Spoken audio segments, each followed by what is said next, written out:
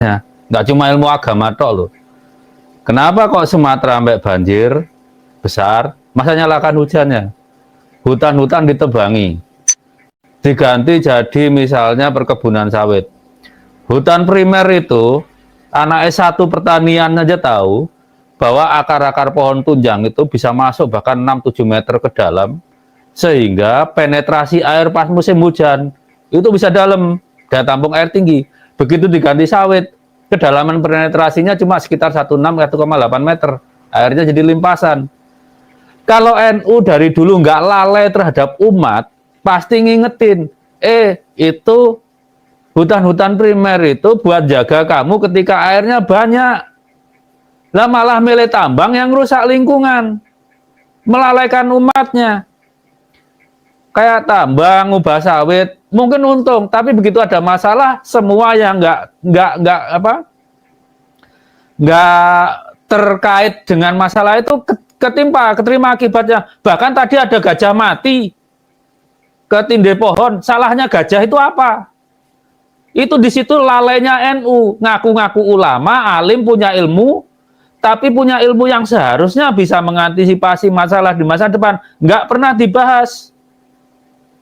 Ini 100 tahun, tapi pelajaran-pelajaran yang di kampus itu nggak pernah dibahas untuk kemaslahatan umat.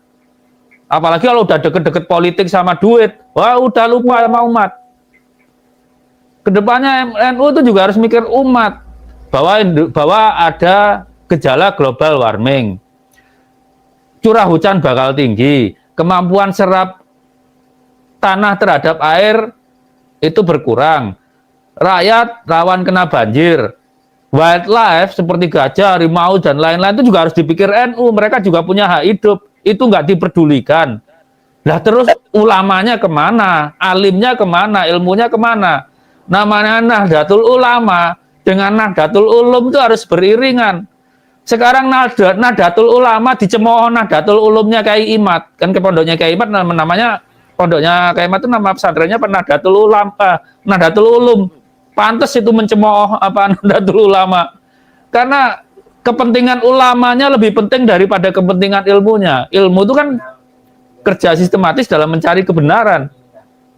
Itu dari saya. Jadi kedepannya Nahdlatul Ulama dengan Nahdlatul Ulum itu harus paralel gitu loh. Bukan tegak lurus, kalau tegak lurus salah.